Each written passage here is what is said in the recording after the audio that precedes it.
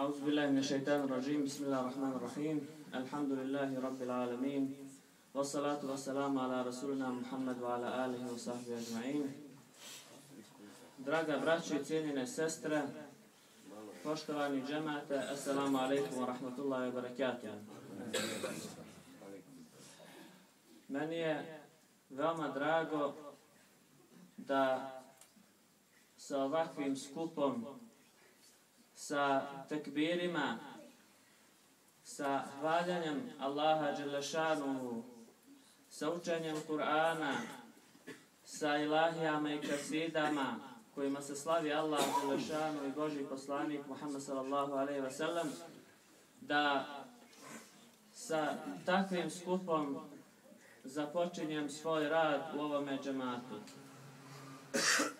Prvo, sigurno obaveza mi je da vam se predstavim,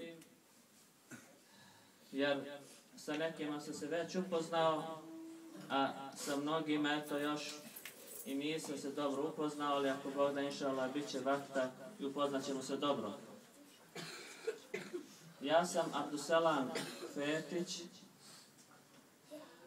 rođen sam u Rožaju, u Sandžaku, a u zadnjem vremenu radio i živio u Novome Pazaru. Završio sam Gazije Sabegovu medresu u Novome Pazaru i Islamski fakultet u Libanu. Također sam u zadnje 2 godine radio kao imam u Čalaf-Verdi džamiji u Novome Pazaru, dakle iza nove lučne zgrade. Drugo, draga braćo, što želim ovom prilikom izjaviti jeste da evo otkako sam ovdje ovih 10-ak dana, što od efendije, što od vas džematlija, od onih koji su koji vode ovaj džemat ili oni koji su džematlija tu i brinu se za ovaj džemat, stalno dobijam emanet i oporuku da sa svom savješću, sa svom snagom prihvatim ovaj džemat, da radim za ovaj džemat. Ja vam evo obavezujem se i obećavam da ću, ako Bog da inša Allah, sve svoje snage, sav svoj trud, svo svoje znanja, ako Bog da inša Allah, uložiti da zajedno sa ovim džematom postignemo naše najveće ciljeve i da postignemo zadovoljstvo Allaha Đelešanu, gospodara svih svjetova. Također, što se tiče posebno vašeg efendije, Haruna efendije Hodžića, sa kojim sam eto u ovih zadnjih 10 dana proveo nekoliko vremena, jer je on imao puno obaveza, ali i pored toga nije zaboravio da prenese emanet ovoga džemata meni, i to ne samo onako da kaže evo ti džemat, radi sa džematom, imaš tu džematski odbor i tako radi sa njima, nego je, da znate sigurno, za svakog od vas ponosov govorio specifičnosti vas samih i ostavljao meni onako kao što roditelj ostavlja, dakle, svoj evlad kada oporučuje nekome, pa ukazuje baš na svaku specifičnost.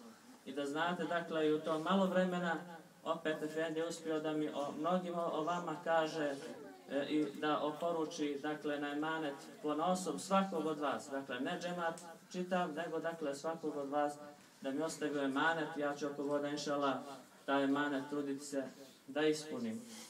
Na kraju, draga braćo, mogu kazati na jednu poruku, a to je da uzvišeni Allah dželešanu kaže: وَإِنَّ هَذِهِ أُمَّةٌ وَاحِدَةٌ وَأَنَا رَبُّكُمْ فَاعْبُدُونَ.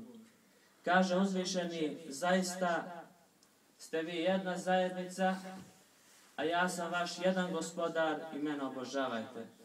Šta hoće Allah dželešanu ovim ajetom da nam kaže? Allah dželešanu ovim ajetom hoće da nam kaže da mi kao muslimani nemamo pravo da budemo pojedinci, nego imamo pravo samo da budemo zajednica, da samo budemo u džematu, da budemo u zajedništvu i nemamo pravo na odvajanje, jer gospodar nas samo kao džemat, kao umet prihvata. I on kaže, a ja sam vaš gospodar, kad? Onda kada ste vi džemat, ja vas onda prihvatam kao svoje robove, jer meni možete robovati samo kao džemat, samo kao zajednica. Zato neka to bude poruka ovom našeme, da ne kažem novom početku, nego nastavku ovoga rada, jer ovaj džemat ostaje, džamija ostaje, naš ibadet i naš odanost Allahu dželešanu ostaje i mi ćemo ako voda inšala na tome ustrajati. Posebno želim napomenuti ono što je Efendija napomenuo, da naš najveći emanet i naša najveća snaga jeste naša omladina. I da to ne trebamo nikada ni jednom trenu zaboraviti. I da mekteb ovdje mora opstati i mora se nastaviti. I zato, dakle, da napomenem da sljedeće nedelje, onako kako je to bilo dogovoreno onim terminima, dakle u 10 sati, u pola 12, u pola 2, vi svi dobro znate kada ste dolazili. Također i hor koji je dolazio, ali subotom posle jacije, dakle oko 7 sati. Dakle, želim da se ako voda inšala od sljedeće subote i nedelje sretnemo i volio bi da ako Bog da inšala i roditelji također dođu kako bi se zajednički upoznali, kako bi zajednički postavili ciljeve, kako bi roditelji također, dakle onako kako je vaš Efendija meni govorio vama ponosom, tako i roditelj koji se interesuje za svoje dijete i koji želi Efendiju ostaviti svoje dijete u mekteb, dakle treba da kaže osobine, ponaosobnosti svoga djeteta, kako da ja kao Efendija se postavim prema tom djetetu, kako bi, dakle, uspjeh i kako bi rezultati bili što bolji. Toliko, draga braćo, molim Allaha dželešanuhu da se uvijek okupljamo u hajru i dobru.